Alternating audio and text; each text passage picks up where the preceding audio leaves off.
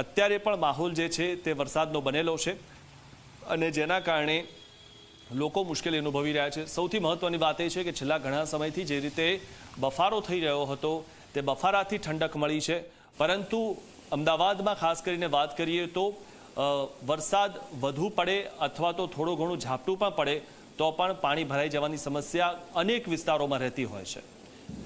આ વિશે વધુ માહિતી મેળવી અમારા સંવાદદાતા અર્પણ કાયદાવાલા પાસેથી। અર્પણ, જે રીતે અમદાવાદમાં એ સમસ્યા રહી છે કે થોડો ઘણો વરસાદ પડે તો પણ પાણી ભરાતું હોય છે અને સતત વરસાદમાં તો ઘણા વિસ્તારોમાંથી 2 થી 3 દિવસ સુધી પાણી ઉતરતા નથી। આજે જે સવારથી લઈને વરસાદ પડ્યો તેમાં કેવી સ્થિતિ જોવા મળી? મિથુન, લગભગ 10 વાગ્યાની આસપાસ શહેરના પ્રથમ તો પૂર્વ વિસ્તારો અને ઉત્તર તરફના વિસ્તારોમાં એટલે કે નરોડા, નિકોલ, કુબેરનગર તરફનો વિસ્તાર છે ત્યાં વરસાદ શરૂ થયો અને લગભગ 1 કલાકમાં અંદાજે સરેરાશ 1 ઇંચની આસપાસનો વરસાદ વરસ્યો, જેના કારણે વિવિધ વિસ્તારોમાં પાણી ભરાવાની શરૂઆત થઈ। તે પછીની વાત કરીએ તો 11 વાગ્યા બાદ વરસાદે પશ્ચિમ વિસ્તારોને પોતાના ટાર્ગેટમાં લીધા, એટલે કે હાલમાં પાલડી, વાસણા, ઉસ્માનપુરા, આશ્રમ રોડ, રિવરફ્રન્ટ સહિતનો જે વિસ્તાર છે ત્યાં ખૂબ જ વધુ તીવ્રતા સાથે વરસાદ લગભગ 1 કલાક કરતા વધુ સમયથી વરસી રહ્યો છે અને તેના કારણે વિવિધ વિસ્તારોમાં આપણે જેની વાત કરી રહ્યા છીએ તે પ્રમાણેના પાણી ભરાવાની શરૂઆત થઈ ગઈ છે। પરંતુ પહેલા કરતા રાહતની વાત એ છે કે વરસાદ બંધ થાય તે સાથે આ વિસ્તારોમાં ગણતરીના 2 થી 3 કલાકમાં પાણી જાય છે, પરંતુ આજે વરસાદની તીવ્રતા વધુ છે। હવે જોવાનું એ રહે છે કે વરસાદ ક્યારે બંધ થાય છે અને આ પાણી ક્યારે ઉતરે છે। આજે જન્માષ્ટમીનો તહેવાર છે એટલે રાબેતા મુજબ કરતા લોકોની અવરજવર, ટ્રાફિકનો મૂવમેન્ટ ખૂબ જ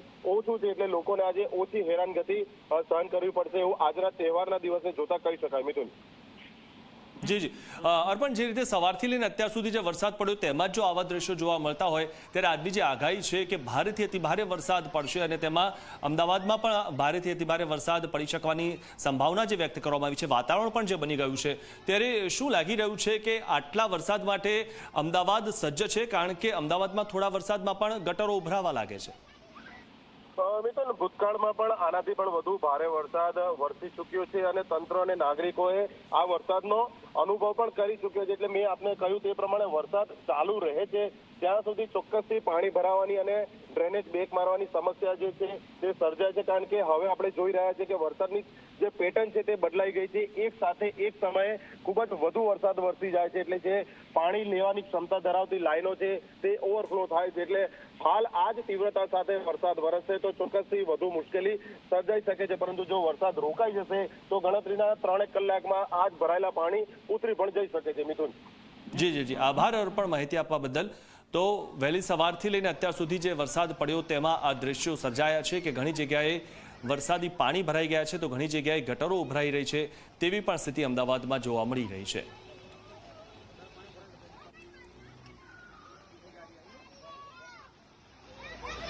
તો હાલમાં અમદાવાદમાં પૂર્વ વિસ્તારમાં કેવી પરિસ્થિતિ છે તેનો ચિતાર મેળવી અમારા સંવાદદાતા દર્શન રાવલ જોડાઈ ચૂક્યા છે। દર્શન, અમદાવાદના પૂર્વ વિસ્તારમાં વરસાદના કારણે કેવી સ્થિતિ છે હાલમાં?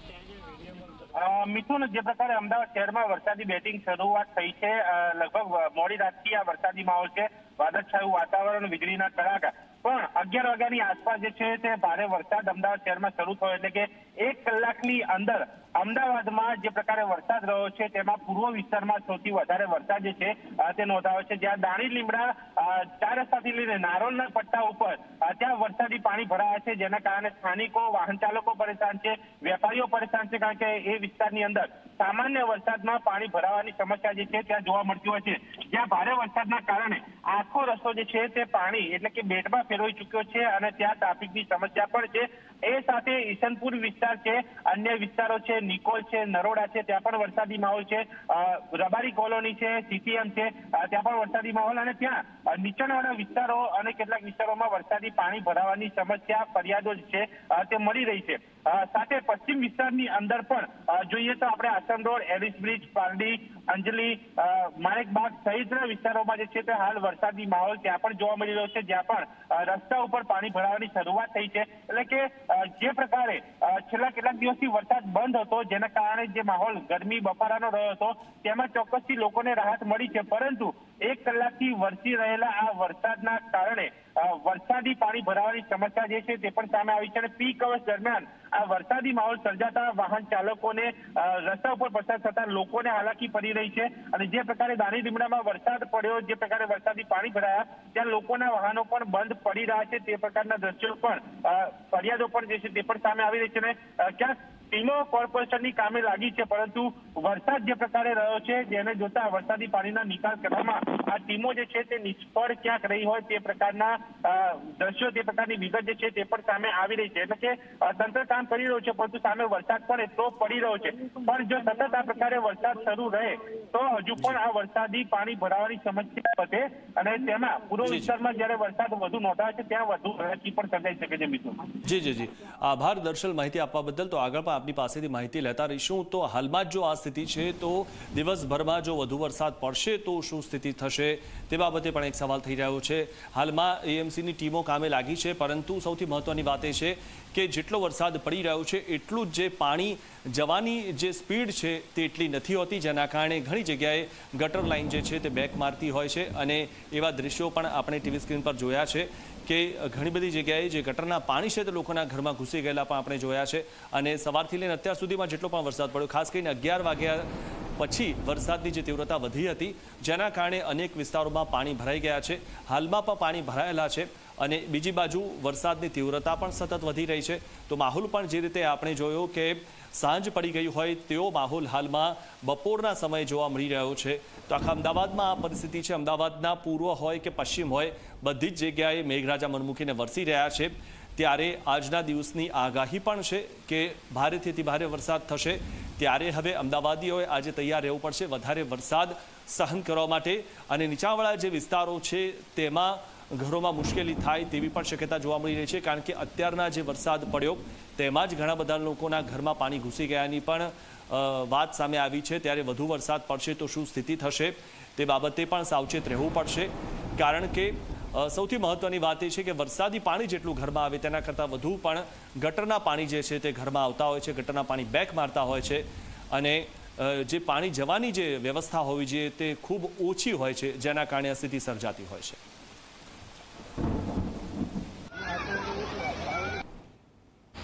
અમદાવાદ શહેરમાં એકાએક ધોધમાર વરસાદ શરૂ થયો છે અને તે હજી પણ યથાવત છે.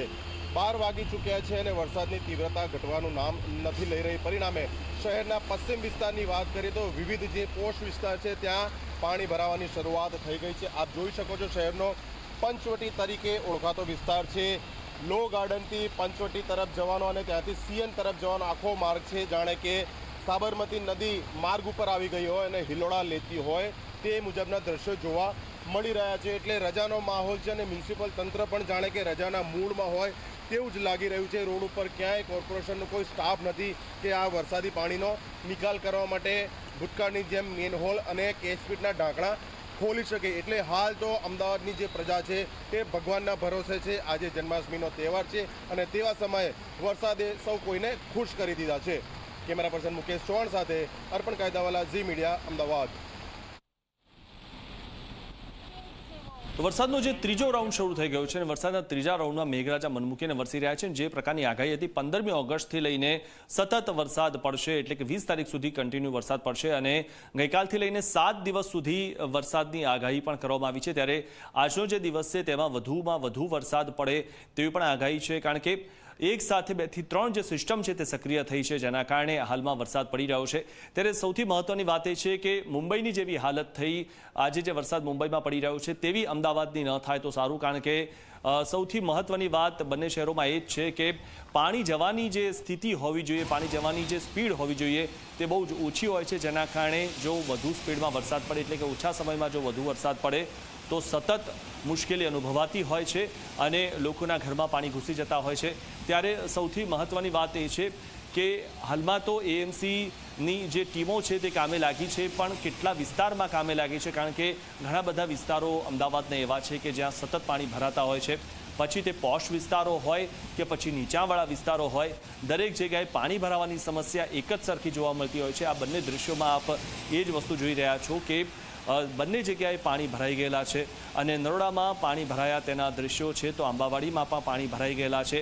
એટલે જે રીતે આપણે વાત કરી કે પોશ વિસ્તાર હોય કે નીચાણવાળા વિસ્તારો હોય, અમદાવાદના કોઈ પણ પૂર્વ કે પશ્ચિમના વિસ્તારો હોય, દરેક જગ્યાએ પાણી ભરાવાની સમસ્યા તે એક કોમન સમસ્યા છે અને